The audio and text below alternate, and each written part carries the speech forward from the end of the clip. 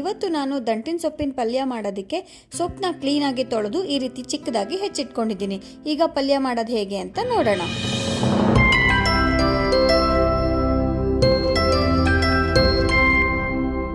ನಾನು ಇಲ್ಲಿ ದಪ್ಪ ತಳ ಇರುವಂಥ ಪಾತ್ರೆ ತಗೊಂಡಿದ್ದೀನಿ. ಪಾತ್ರೆ ಕಾದ್ಮೇಲೆ ಅದಕ್ಕೆ ಎಣ್ಣೆ ಹಾಕೋತಾ ಇದ್ದೀನಿ.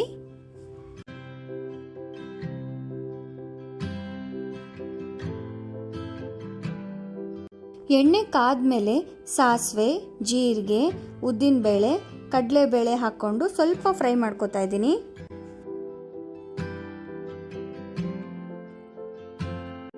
ಕುಟ್ಟಿಟ್ಕೊಂಡಿರೋಂಥ ಬೆಳ್ಳುಳ್ಳಿ ಹಾಕೋತಾ ಇದ್ದೀನಿ.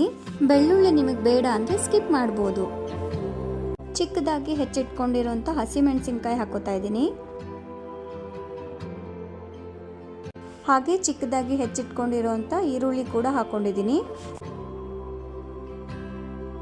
ಹೆಚ್ಚಿಟ್ಕೊಂಡಿರೋಂಥ ಟೊಮೆಟೊ ಹಾಕೋತಾ ಇದ್ದೀನಿ.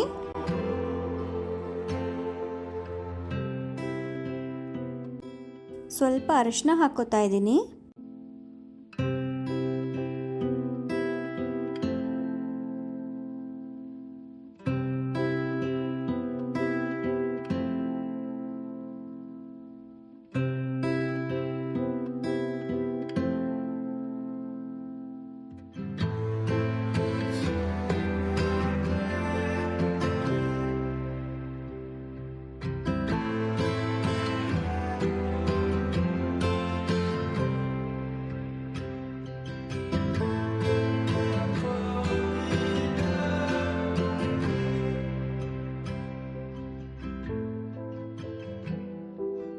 ಚೆನ್ನಾಗಿ ಮಿಕ್ಸ್ ಮಾಡಿದ್ಮೇಲೆ ಒಂದು 5 ನಿಮಿಷ ಲೋ ಫ್ಲೇಮಲ್ಲಿ ಬೇಯೋದಕ್ಕೆ ಬಿಡಬೇಕು.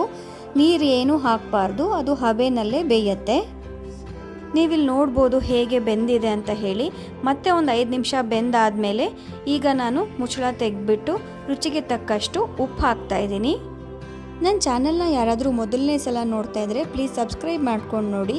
ಹಾಗೆ ಬೇರೆ ರೆಸಿಪಿಗಳು ಕೂಡ ಇದೆ, ಅದನ್ನು ಕೂಡ ಚೆಕ್ ಮಾಡಿ. ಈಗ ಉಪ್ಪು ಹಾಕಿ ಚೆನ್ನಾಗಿ ಮಿಕ್ಸ್ ಮಾಡಿ ಇನ್ನೊಂದು 2 ನಿಮಿಷ ಹಬೆನಲ್ಲಿ ಬೇಯೋದಕ್ಕೆ ನಾನು ಬಿಡ್ತೀನಿ.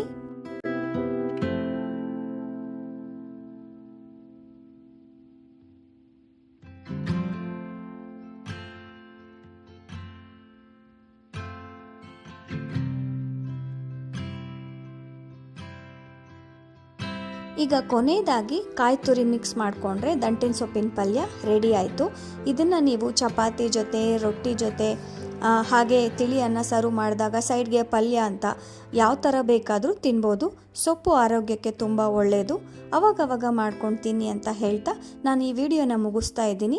ಹಾಗೆ ನಾನು ಮತ್ತೊಂದು ಸತಿ ಕೇಳ್ಕೊತಾ ಇದ್ದೀನಿ, ಸಬ್ಸ್ಕ್ರೈಬ್ ಮಾಡದೆ ನೋಡ್ತಾ ಇದ್ದರೆ ಪ್ಲೀಸ್ ಸಬ್ಸ್ಕ್ರೈಬ್ ಮಾಡಿ ನೋಡಿ. Thank you.